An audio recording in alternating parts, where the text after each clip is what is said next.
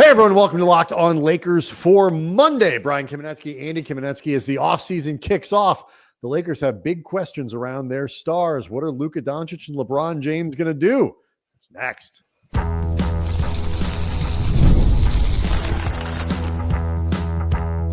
You are Locked On Lakers, your daily Los Angeles Lakers podcast, part of the Locked On Podcast Network, your team every day. Thanks to everybody for making Locked On Lakers first listen of every day, Monday through Friday, no matter where you get your podcasts. This one's always free, never behind a paywall, and Locked On Lakers on YouTube, where 35,000 plus subscribers are all looking ahead to the offseason to figure out exactly what the Lakers are going to look like next year. Maybe let's try to make a more coherent run deep in the Western Conference playoffs. And to that end, Andy, we got some news about their biggest stars, LeBron James and Luka Dončić, and how they're going to approach their off seasons. We'll get to all that in a moment. I want to let people know that today's episode is brought to you by Monarch Money. Take control of your finances with Monarch Money. Use the code LOCKEDONNBA at monarchmoney.com for 50% off your first year. And Andy, speaking of people planning on taking control of their finances, Luka Dončić and LeBron James with off-season contract choices that they need to make. Luka is he can do whatever he wants, however he wants to structure his deal. The Lakers will happily accommodate. There's no indication whatsoever that as he prepares this summer to go play for Slovenia in the Eurobasket, which we'll spend plenty of time talking about into the offseason, that he is anywhere he's planning on going but LA. So not much intrigue there. LeBron, however, the choices he has to make, and particularly the how he chooses to make the choices he has to make, have an enormous impact on what the Lakers will look like over the next couple of years. Yeah, it's going to be interesting in terms of just what type of contract LeBron decides to have this upcoming offseason. He has the ability to opt in or out this upcoming offseason. Jovan Buha from The Athletic reported that if LeBron opts out, he is not expected to offer any type of team discount like the one he did during last offseason, where it was a little under $3 million to keep the team under, what was it? Either the first. It was under the second apron. Under the second apron. It allows them more flexibility in terms of some of the roster. And he did it they did it by $11. They really figured out exactly what the number was. And then, that's what he gave back.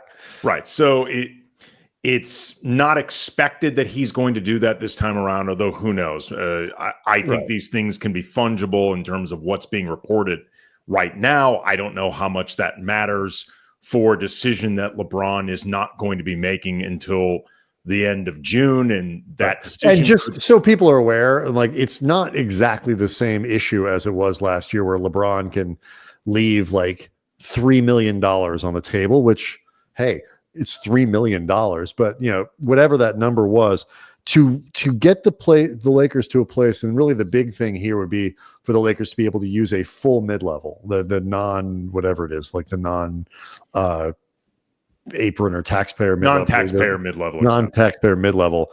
He'd have to leave about $20 million, which is leaves him with a perfectly healthy salary. Nobody's passing a hat, but that is a significant give back from a star player to a franchise to leave $20 million on the table just so they can get a slightly better free agent with an exception. Well, I mean, we'll get into this. I don't agree that your choices, at least potentially, we don't know exactly who's going to be available, who's going to be opting in, opting out, and teams around the league, but the difference in player that you can get between a $14 million full mid-level exception versus a taxpayer at under $6. I mean, that is significant. It is, but my point is that $14 million doesn't get you an all-star or it doesn't get you all-star player. Sure.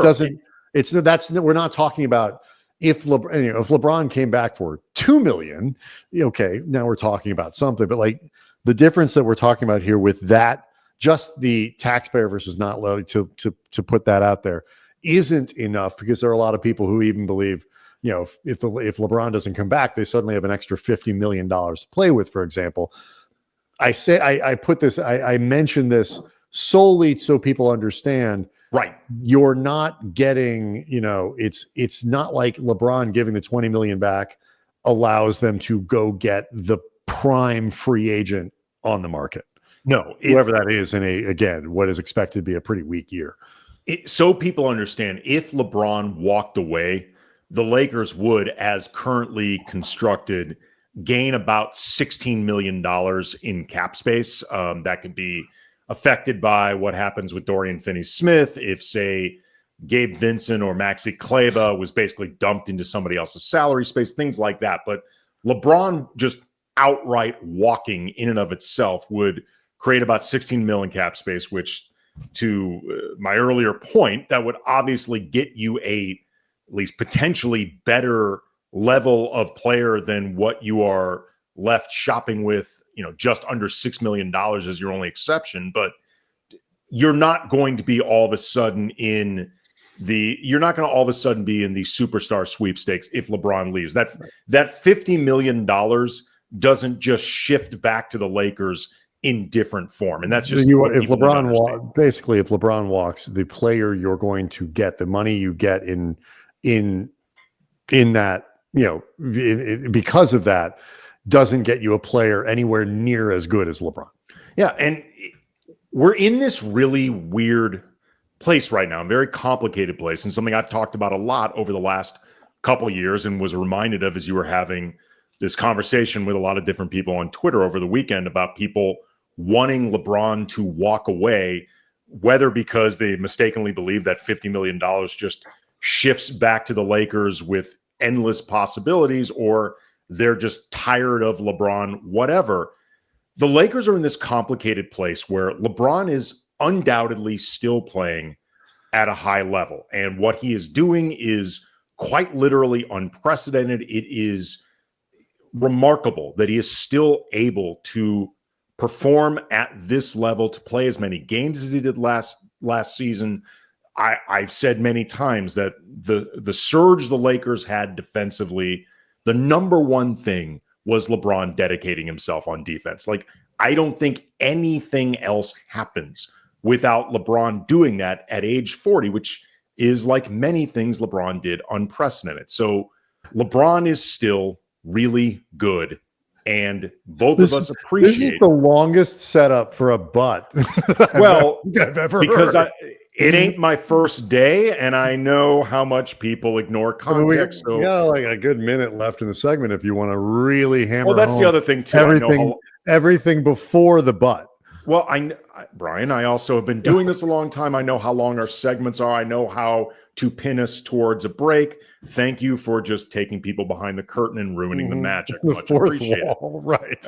The other piece of this, though, it is increasingly complicated when you have $53 million devoted to one player who, while still playing at a high level, because he is 41 next season, he increasingly needs more help every season. And that becomes increasingly difficult to do when he's making $50-ish million in a capped league. Both of those things are true at the same time. LeBron is great to have on your team. LeBron at this stage of his career is complicated to have on your team. Both things are true. All right, so let's break down that aspect of it next. Locked On Lakers is brought to you by BetterHelp. The show is sponsored by BetterHelp. Taking care of your mental health is just as important as taking care of your physical health. But traditional in-person therapy can be expensive, often ranging from $100 to $250 per session. That's where BetterHelp comes in. With online therapy, you can get quality care at a price that makes sense, saving you time and money. Therapy, it's not just for life's toughest moments. It can help with everyday stress, learning how to cope and set boundaries, positive coping skills. Having access to support when you need it can make a big difference. I can personally attest to how much Therapy helped me and my family several years ago during a really difficult period for all of us, just learning better ways to communicate and to give and take without feeling dissatisfied in the process. Your well-being is worth it. Visit BetterHelp.com/LockedOnNBA today to get 10% off your first month. That's BetterHelp, HELP.com/LockedOnNBA. Okie doke. So, by the way, thank you to everyone for all of your support with the newsletter program. Unfortunately, it just didn't quite work out for the network the way that we had hoped. So, if you did sign up for the newsletter, and you will notice this week it actually isn't coming because we're just not doing it anymore. So, we do thank you for the support. Obviously, happy it didn't cost anybody anything, but maybe we'll try to find other ways. Send us questions, send us comments through here, either on YouTube, if that's how you watch, or at Cam Brothers on Twitter. You can email us, KamAnetskyBrothers@gmail.com. We will try to make it as interactive as possible and send out as much information as we can. So anyway, look, the Lakers are in a situation with LeBron that is imperfect. And I've heard you talk about this before, but I'm also not sure what you do about it. I mean, it's other than recognize it and build a team appropriately, because, yes, LeBron is 40, he's going to be 41, but he's coming off a very good season. Sure. He is actually, I realized too that while the playoffs had some shortcomings to them, the Lakers definitely needed him to score more in down the stretch of games. Like he was too silent. Although we learned in his quietness in game 5 might have been injury related. It was a sprained MCL. Yeah. Was the diagnosis coming out. He would probably have missed the rest of the playoffs, but he still finished. So he finished the regular season averaging about 25 points, 8 rebounds, 8 assists on 51% shooting, almost 38% from 3-point range. And even in the postseason, where he did not score enough in the, down the stretch of games, still finished 25.5 points, 9 rebounds, 5.5 assists, and nearly 2 blocks, along with 2 steals per night, shot basically 50% from the floor. So the production is still extremely high end. And it's well beyond anything you're going to find to replace it. He's basically untradeable, both because he has a no trade clause and also because the logistics of trading LeBron James are complicated. I think it's the kindest way to say it. So I recognize everything that you're saying about the complexities of having LeBron there, but short of suck it up and let him go and basically put yourself in a position where the next year or two of Luka are going to be very difficult to build around, I don't know what I do with that information. You understand what I'm saying? Yes and no. I for this upcoming season, 100%. Beyond that, I don't agree with you at all. I'll get into why. I thought about like different scenarios for this offseason with LeBron. And part of the reason that you keep thinking of these different scenarios is we still don't know exactly when the end will happen. But I thought about 4 different scenarios in terms of the, I guess, sort of immediate and distant future with LeBron, because in a lot of ways they're the same thing. From best to worst in terms of things that could happen, not necessarily will, but could. The best case scenario would be LeBron opts out, then re-ups with the Lakers at enough of a discount where the Lakers gain a full mid-level exception, which would give them the greatest amount of optionalities for upgrades that, like I said, will help LeBron as well as helping the Lakers. I want to make this clear, crystal clear. I do not think LeBron is even slightly obligated to do this for the Lakers, in part because doing this guarantees nothing in terms of what Rob Pelinka does. He'd be taking a $20-ish million leap of faith. And I don't care how much money LeBron's already banked. 20 mil is still a lot of money. And there's also, and again, it's like the context matters here too. There's really there aren't a lot of people to put that money towards. Well, we'll see. You never know. Currently, there are not a lot of players because the guys like, let's say Julius Randle declines his player option with Minnesota, which he probably will. I haven't looked at it. Minnesota's going to bring him back or try really hard because he was a centerpiece of that deal. B, 16 million is not going to get him. So like, no, but if you have $16 million, you could potentially get two $8 million players that you otherwise may be able to have. Like you gain more optionality. I'm not denying that. I'm saying there aren't a lot of good players out there to option with is my point. Sure. Not this offseason. Like I said, I don't blame LeBron if he's not willing to go there anyway. I don't think it reflects poorly on him. I don't think he owes the Lakers this in the same way. I don't think the Lakers owe LeBron anything other than his salary and competency. Like, this is not the relationship the Lakers had with Kobe or with Magic. Like, it's not one of those things. But that said, if LeBron realistically wanted to give himself the best opportunity at an upgraded roster in a capped league, unfortunately, this is the thing he probably needs to do. Number 2, in terms of second best, LeBron simply opts in, which I imagine becomes LeBron's retirement tour. If it's just his one season left, I'm guessing it ends up his final season. Maybe. Third, LeBron walks. For the reasons we discussed before, you don't gain really much of anything if LeBron leaves or anything in terms of really trying to replace LeBron. You want to add to what you have to LeBron. In all likelihood, the team will be worse if LeBron flat out walks. The worst thing, though, in my opinion, that could happen is LeBron opts out, then signs another 1+1 for max numbers. That, to me, is a borderline disaster because in 2026, you start reaching a place where potentially a lot of guys are off your books. Even if a couple guys are extended, you start really gaining the ability to try to build around Luka as much as you possibly would want to build around Luka, except for the $50 million-ish that are going towards LeBron at age 42. That just starts becoming untenable to me. Like, you start reaching a place where it feels like you are just waiting for the end of something that isn't happening, and you don't know when it's going to take place.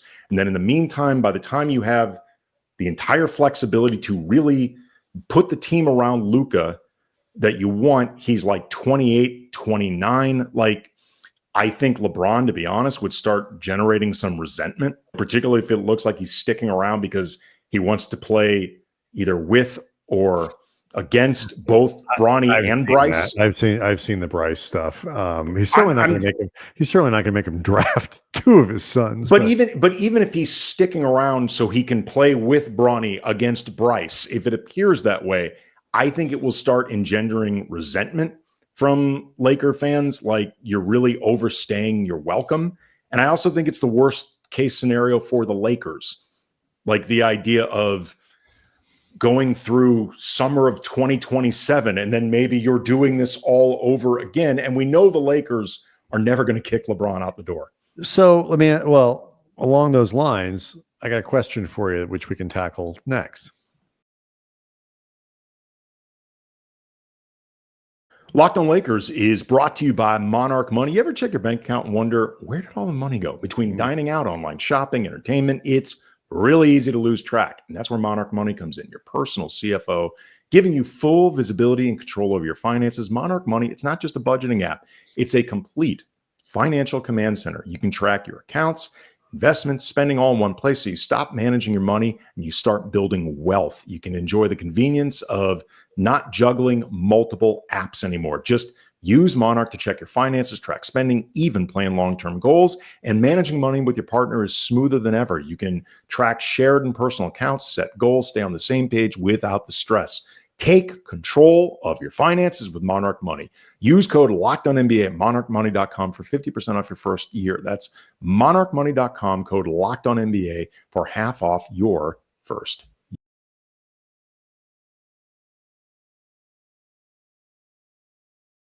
So you're Rob Pelinka, Andy, and LeBron comes to you and says, yeah, I want to opt out. And I want to do a one-on-one. What do you say? How much money are we talking? Not max, pretty close to it. I want, it might be leave a little bit, money here and there. But if, how about I make the same amount of money or $2 million less than Luka going forward? And Luka is, maybe not post-extension Luka, but pre-extension Luka at the very least. I think Luka is set to make like 48 million or something next year. Like, give me sort of right in line with whatever Luka's making, which is less than he could. Well, by then, like Luka's online for 46 next year. Let's say LeBron says, give me a year, a 1-and-1 that is valued at about between 90 and 100 million. So it's less than it could be, but more. That is considerably less than it could be. If I'm Rob Pelinka, I have a very honest conversation. If you're asking me what I think he should do, you'd have a very honest conversation with LeBron about, I don't think I can build the roster around you that is worth either one of our times if you're still making $40 to $50 million a year. I don't think I can do it. I don't think I can do what is worth either one of our time. I would also ask LeBron, are you sure you're retiring after this? Like, are these your final 2 years? Do we know this is it? Because you can't keep doing this in perpetuity at this price. And in the meantime, like I said, after the summer of 2026, I don't know what happens with everybody's particular extensions, but Austin Reeves may be off your books. Gabe Vincent will certainly be off your books. From everything I'm reading, Austin, it makes much more financial sense for him to wait until after 2026 to have a new contract. UFA. Yeah, to have a new because of fair enough. Percentage of cap that he can make. Sure. Most people are not expecting that Austin will get an extension done this offseason. Maybe right. But your basic point, the Lakers don't really have anybody under contract. Right. And that is Luka and presumably anything they do off this offseason. Right. And that is exactly what you want in terms of the perfect opportunity to really build the roster around your in his prime superstar. And I'm sorry, with all sincere respect and admiration and appreciation for LeBron, him making 45, 50 plus mil at his age, knowing he needs more infrastructure, even acknowledging the guy is still playing at a high level, that is not conducive to roster building. It just isn't. Yeah, I mean, I basically like this. If he opts in this great. If he opts, I hope he sticks around for this coming season. I really do, because I think the Lakers will be better for him doing it. I don't want him to walk this offseason because. But you also don't want him to, for whatever, unless it's a really low number. You don't want him to be around for the year after that. Yes. You don't want to have him to have the control of that. So if you have to choose between LeBron at a big number and LeBron walking away, which would you choose? Walking. And it's and I get it. And like, you're basically making it, you're trading next season for the hope of being able to put something together over the 3 or 4 years following. It's also in part, I'm not convinced that they're going to be able to rebuild the roster this offseason to make them front-running contenders anyway. That's part of it. It's going to be hard. I mean, they're not going to have a lot of stuff. They're going to have to do it through trades. They're going to have to do it through, it is a really challenging situation to go into the year we need to convince our new superstar to stick around and basically say, we're not going to be contending next year. And we're not going to, and we know that. You're just going to have to trust us. And I don't know. I mean, I'll put the same question to you. If you have to choose I would LeBron probably just give him the 1-on-1, but, okay. And two things I think are you can if the wheels come off in a big way. I don't think LeBron wants to play a season at 42 when it really looks like he's just hanging on for I the agree. sake of hanging on. I agree. So I am actually somewhat confident that if he was unable to perform like he did this season, he would walk away. And all of the caveats and risks and this and that aside, he's going to make an all NBA team. And should, I mean, I don't know all the numbers of qualifying games and this and that in front of me, but LeBron at 25, 8 and 8 was an over 50% shooting, was an all NBA caliber performer. I mean, pick a team. It doesn't matter. I made no bones about the fact that he still plays at a high level. And so the problem is, where do you go replace that? And, are you able to do that the year following? It's got a potentially pretty good opportunity to do it the year following. And we'll look into it. Books. We'll look into it. Who is available. The problem is free agency has become, I think, the worst way to rebuild teams. You look at the teams that have done, the guys who you have to commit money to tend to be getting well into their 30s. It's the injury risk of Kawhi Leonard. It's Paul George. It's guys like that you have to figure out how much money we're going to give. And you have to give them tons and tons of money on long deals. I have not looked at the potential free agents for that year. You can also build through trades. Salary cap space can be done through trades, but they don't have a lot of stuff that they can put into a trade to acquire a superstar in that way. So, I think you are more likely looking at free agency for the Lakers than being able to kind of build through trades, certainly not able to build through the draft in any meaningful way, and stuff like that. So I don't think you're wrong. And I think they're in a difficult spot, and it, no question, puts them in a place where our second best player requires a certain level of upkeep and consideration that maybe someone else's second best player doesn't. Well, especially too, just as the infrastructure around them needs to get more athletic, needs to get younger, faster, all of that stuff. I mean, we are seeing across the league that older teams, the Warriors managed to get out of this series with the Rockets, but it was not easy. It was not easy, and the Rockets are very clearly offensively not nearly well developed enough, and inexperienced. But you are seeing that it just gets harder, and you need younger, more athletes, all of that stuff. If you could tell me that they could go out and sign, in their prime type free agents, then I'd be like, yeah, okay, now I think. And look, we'll start, if people can, leave in the comments, start looking ahead, keeping in mind that the names inevitably change. But the Lakers are not in a great spot to acquire superstar talent. And if that's the goal to put around Luka, it's tricky, but I don't think you're wrong. I just don't know what the alternative necessarily is, other than very likely spending a couple seasons where you're reassembling something.